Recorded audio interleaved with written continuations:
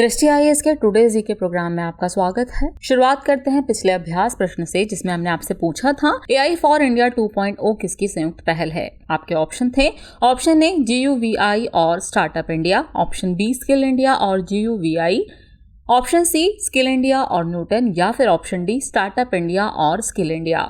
तो इस प्रश्न का सही उत्तर है विकल्प बी स्किल इंडिया और GUVI। आप में से कई व्यूअर्स ने इस प्रश्न का एकदम ठीक जवाब दिया है। इस तरफ में सुझाव, प्रतिक्रियाएं, जवाब हमें भेजते रहिए, हमें इसका इंतजार रहता है। चलिए बाकी की बात को एक्सप्लेनेशन से समझते हैं। हाल ही में भारत सरकार ने अपने AI फॉर इंडिया 2.0 कार्यक्रम के हिस्से के रूप में एक नए मुफ्त AI पाठ्यक्रम की घोषणा की है। बता दें कि AI for India 2.0 artificial intelligence यानी AI पर समर्पित फोकस के साथ एक मुफ्त ऑनलाइन प्रशिक्षण कार्यक्रम है। ये कार्यक्रम स्किल इंडिया और GUVI के बीच एक सहयोगात्मक प्रयास से विकसित किया गया है, इसलिए विकल्प भी सही है। इस कार्यक्रम को राष्ट्रीय व्यावसायिक शिक्षा और प्रशिक्षण परिषद यानी NCVET और IIT मद्रास से मान्यता प्राप्त है। बताते चलें कि GUVI IIT मद्रास और IIM अहमदाबाद द्वारा स्थापित एक प्रमुख एडटेक कंपनी है, जो व्यक्तिगत शिक्षण समाधानों में सबसे आगे है। इस तरह इस प्रश्न का सही उत्तर होगा विकल्प बी स्किल इंडिया और GUVI। चलिए अब शुरुआत करते हैं आज के एपिसोड की। तो आज के एपिसोड का पहला प्रश्न है, श्रीविल्लीपुथूर मेघामलाई टाइगर रिजर्व किस राज्य या केंद्र शासित प्रदेश में स्थित है। आपके ऑप्शन है तमिलनाडु, लद्दाख, मध्य प्रदेश या फिर ओडिशा। तो इस प्रश्न का सही उत्तर है विकल्प ए तमिलनाडु। हाल ही में सूचना के अधिकार के तहत सामने आई जानकारी के मुताबिक श्रीविल्लीपुथूर मेघामलाई टाइगर रिजर्व में 12 अवैध रिसोर्ट्स मौजूद हैं। बता दें कि श्रीविल्लीपुथूर मेघामलाई टाइगर रिजर्व तमिलनाडु का 5वां टाइगर रिजर्व है, इसलिए विकल्प सही है। इसकी स्थापना फरवरी 2021 में की गई थी। इसे केंद्र सरकार और तमिलनाडु सरकार द्वारा संयुक्त रूप से टाइगर रिजर्व घोषित किया गया था। ये टाइगर रिजर्व प्राकृतिक जंगलों, वन्य जीवों और उनके आवासों की रक्षा करता है। यहाँ पाए जाने वाले प्रमुख जीवों में बंगाल टाइगर, हाथी, गौर, भारतीय विशालकाय गिलहरी, तेंदुआ, नीलगिरी तहर आदि शामिल है। इस क्षेत्र में उष्णकटिबंधीय सदाबहार वन और अर्ध सदाबहार वन, शुष्क पर्णपाती वन तथा नम मिश्रित वर्णपाती वन एवं घास के मैदान पाए जाते हैं। इस तरह इस प्रश्न का सही उत्तर होगा विकल्प ए तमिलनाडु। नेक्स्ट क्वेश्चन है, निम्नलिखित कथनों पर विचार कीजिए। कथन 1 है, सर्वोच्च न्यायालय और उच्च न्यायालय दोनों मौलिक अधिकारों को लागू करने के लिए रिट जारी कर सकते हैं। वहीं कथन 2 है, सर्वोच्च न्यायालय अनुच्छेद 32 के तहत रिट जारी कर सकता है, जबकि उच्च न्यायालय अनुच्छेद 226 के तहत रिट जारी कर सकता है। उपरोक्त में से कौन सा या कौन से कथन सही है या फिर है, ये आपको बताना है। आपके ऑप्शन है केवल एक, केवल दो, एक और दो दोनों, या फिर न तो एक और न ही दो। तो इस प्रश्न का सही उत्तर है विकल्प सी, एक और दो दोनों ही कथन सही हैं। आइए एक्सप्लेनेशन की बात को समझते हैं। हाल ही में सुप्रीम कोर्ट ने गुवाहाटी हाई कोर्ट के उस आदेश पर रोक लगा दी, जिसमें भारतीय कुश्ती महासंघ के चुनावों पर रोक लगा दी गई थी। आपको बता दें कि भारत का सर्वोच्च न्यायालय 26 जनवरी 1950 को अस्तित्व में आया। भारतीय संविधान का अनुच्छेद 32 मौलिक अधिकारों को लागू करने के संबंध में सर्वोच्च न्यायालय को व्यापक अधिकार क्षेत्र देता है। इसी के साथ उच्च न्यायालय को मौलिक अधिकारों के प्रवर्तन और किसी अन्य उद्देश्य के लिए रिट जारी करने की शक्ति है, इसलिए कथन 1 सही है। संविधान का अनुच्छेद 32 मौलिक अधिकारों को लागू करने के संबंध में सर्वोच्च न्यायालय को व्यापक मूल अधिकार क्षेत्र देता है, जिसे रिट सहित निर्देश या आदेश जारी करने का अधिकार है। वहीं अनुच्छेद 226 उच्च न्यायालयों को रिट क्षेत्राधिकार प्रदान करता है, इसलिए कथन 2 भी सही है। इस प्रकार विकल्प सी सही होगा, यानी एक और दो दोनों ही कथन सही हैं। अगला प्रश्न है, घग्गर नदी किस राज्य से होकर नहीं बहती है। आपके ऑप्शन है राजस्थान, मध्य प्रदेश, पंजाब या फिर हरियाणा। तो इस प्रश्न का सही उत्तर होगा विकल्प बी मध्य प्रदेश। भारी बारिश के कारण घग्गर नदी में बाढ़ आ जाने से सिरसा के 49 गांवों में बाढ़ का खतरा बना हुआ है। बता दें कि घग्गर उत्तर भारत की एक नदी है। इसका उद्गम हिमाचल प्रदेश की शिवालिक पहाड़ियों से होता है। ये पंजाब, हरियाणा और राजस्थान से होकर बहती है, इसलिए विकल्प भी सही है। हरियाणा में सिरसा के दक्षिण पश्चिम से और राजस्थान में तलवाड़ा झील के किनारे से बहती है। वर्तमान सरस्वती नदी एक उप पर्वतीय क्षेत्र अंबाला जिले से निकलती है और पंजाब में शत्रुआना के पास घग्गर में मिल जाती है। घग्गर नदी का मौसमी प्रवाह मानसूनी या मौसमी वर्षा पर निर्भर है। माना जाता है कि घग्गर नदी शायद कभी सिंधु नदी की सहायक नदी थी। इस तरह इस प्रश्न का सही उत्तर होगा विकल्प बी, यानी मध्य प्रदेश।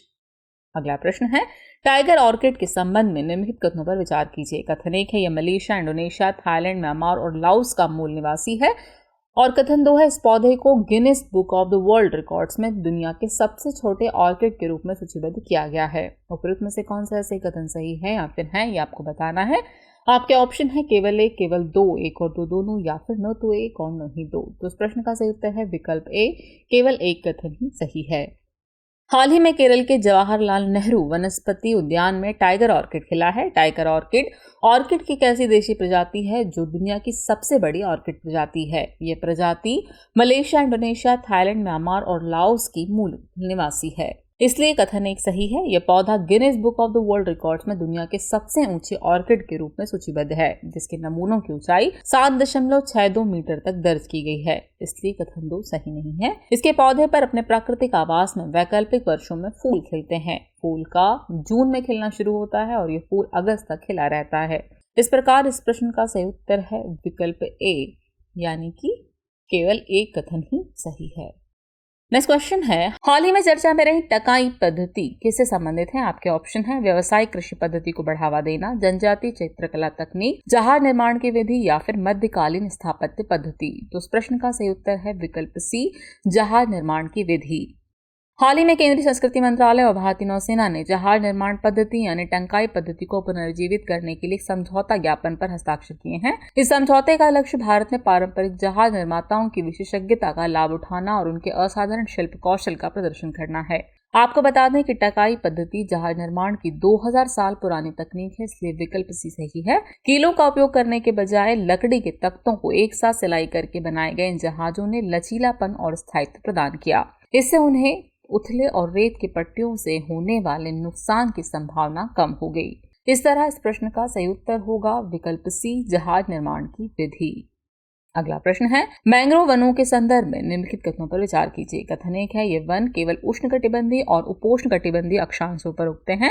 कथन 2 है, मैंग्रोव उथले तटरेखा क्षेत्रों में हवा और लहर के प्रभाव को कम करके तूफान अवरोधक के रूप में काम करते हैं। उपरोक्त में से कौन सा सही कथन सही है या फिर है, ये आपको बताना है। आपके ऑप्शन है केवल एक, केवल दो, एक और दो दोनों, या फिर न तो एक और न ही दो। तो इस प्रश्न का सही उत्तर है विकल्प सी, एक और दो दोनों ही कथन सही है। हाल ही में ओडिशा के गांव में चक्रवातों के प्रभाव को कम करने के लिए मैंग्रोव वनों का जीर्णोद्धार किया गया। बता दें कि तटीय क्षेत्रों में मैंग्रोव वन अंतर्देशीय बस्तियों के लिए सुरक्षा की एक परत के रूप में कार्य करते हैं, जो बाढ़ और चक्रवातों के प्रभाव को रोकते हैं। मैंग्रोव वन केवल भूमध्य रेखा के पास उष्णकटिबंधीय और उपोष्णकटिबंधीय अक्षांशों पर उगते हैं, क्योंकि वे ठंडे तापमान का सामना नहीं कर सकते, इसलिए कथन एक सही है। ये वन समुद्र तट को स्थिर करते हैं, कटाव को कम करते हैं और उथले तटरेखा क्षेत्रों में हवा और लहर की कार्रवाई को करके तूफान बफर के रूप में काम करते हैं, इसलिए कथन 2 सही है। यानी इस प्रश्न का सही उत्तर होगा विकल्प सी, एक और दो दोनों ही कथन सही हैं। चलिए अगला प्रश्न देखते हैं। निम्नलिखित देशों पर विचार कीजिए। पहला है ऑस्ट्रेलिया, दूसरा है तुर्की और तीसरा है क्रोएशिया। उपयुक्त में से उत्तरी अटलांटिक संधि संगठन यानी नाटो के सदस्य हैं, ये आपको बताना है। आपके ऑप्शन है केवल एक और दो, केवल दो और तीन, केवल एक और तीन, या फिर एक, दो और तीन। तो इस प्रश्न का सही उत्तर होगा विकल्प बी, केवल 2 और 3।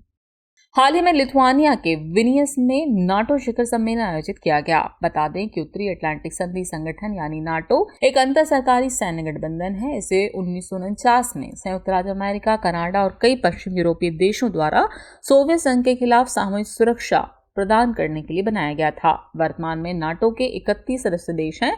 नाटो सहयोगी कहे जाने वाले ये देश संप्रभु राज्य हैं, जो राजनीतिक और सुरक्षा मुद्दों पर चर्चा करने और सर्वसम्मति से सामूहिक निर्णय लेने के लिए नाटो के माध्यम से एक साथ आते हैं। इसके मूल सदस्य Belgium, Canada, Denmark, France, Iceland, Italy, Luxembourg, Netherlands, Norway, पुर्तगाल, यूनाइटेड किंगडम और संयुक्त राज्य अमेरिका थे, जबकि बाद में ग्रीस एवं तुर्की, पश्चिमी जर्मनी, स्पेन, चेक गणराज्य, हंगरी तथा Poland, Bulgaria, Estonia, Latvia, Lithuania, Romania, Slovakia और स्लोवेनिया, अल्बानिया एवं क्रोएशिया, मोंटेनेग्रो, उत्तरी मैसेडोनिया और फिनलैंड नाटो में शामिल हो गए।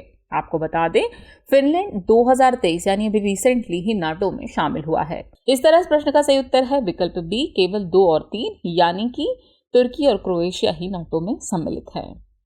अगला प्रश्न है, बुरा चापोरी वन्यजीव अभ्यारण्य किस राज्य केंद्र शासित प्रदेश से संबंधित है? आपके ऑप्शन है लद्दाख, ओडिशा, जम्मू कश्मीर, असम। तो इस प्रश्न का सही उत्तर है विकल्प डी, असम। हाल ही में असम के बुरा चपोरी वन्यजीव अभयारण्य में वन्यजीव और अवैध अतिक्रमणकारियों के बीच झड़प में एक व्यक्ति की मृत्यु हो गई। आपको बता दें कि बुरा चापोरी वन्यजीव अभयारण्य भौगोलिक रूप से ब्रह्मपुत्र के दक्षिणी तट पर है, लेकिन असम में सोनितपुर जिले के अंतर्गत स्थित है, इसलिए विकल्प डी सही है। ये लाओखोआ बुरचापोरी पारिस्थितिकी तंत्र का हिस्सा है। इसमें आर्द्र जलोढ़ घास के मैदान, नदी तट और आर्द्रभूमि एवं नदी प्रणालियों द्वारा बिखरे हुए अर्ध सदाबहार जंगल शामिल है। यह अभयारण्य 44.06 वर्ग किलोमीटर क्षेत्र में फैला हुआ है। ये भारतीय एक सींग वाले गैंडे, बाघ, तेंदुए, जंगली भैंस, हॉग हिरण, जंगली सूअर और हाथियों का घर है। इस तरह इस प्रश्न का सही उत्तर होगा विकल्प डी, असम। चलिए अब हम पहुंच गए एपिसोड के अंतिम प्रश्न पर। तो अंतिम प्रश्न है, सॉवरेन ग्रीन बॉन्ड के संबंध में निम्नलिखित कथनों पर विचार कीजिए। कथन 1 है, इसके द्वारा जुटाई गई धनराशि का उपयोग विशेष रूप से हरित परियोजनाओं या व्यवसायों के लिए किया जाता है। और कथन 2 है, इसके माध्यम से जुटाया गया धन समग्र सरकारी उधार का हिस्सा है। उपयुक्त में से कौन सा या कौन से कथन सही है या फिर है, आपको ये बताना है। आपके ऑप्शन है केवल 1, केवल 2, 1 और 2 दोनों, या फिर न तो 1 और न ही 2। तो इस प्रश्न का सही उत्तर है विकल्प सी, 1 और 2 दोनों ही कथन सही हैं। चलिए एक्सप्लेनेशन देखते हैं। हाल ही में पेंशन फंड नियामक और विकास प्राधिकरण ने पेंशन फंड को सॉवरेन ग्रीन बॉन्ड यानी एसजीबी में निवेश करने में दिलचस्पी दिखाई है।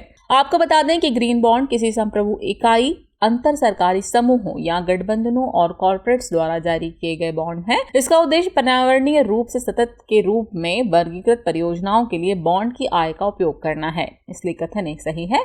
जलवायु परिवर्तन के खतरों और संबंधित चुनौतियों से निपटने के लिए ग्रीन बॉन्ड एक महत्वपूर्ण वित्तीय साधन के रूप में उभरा है।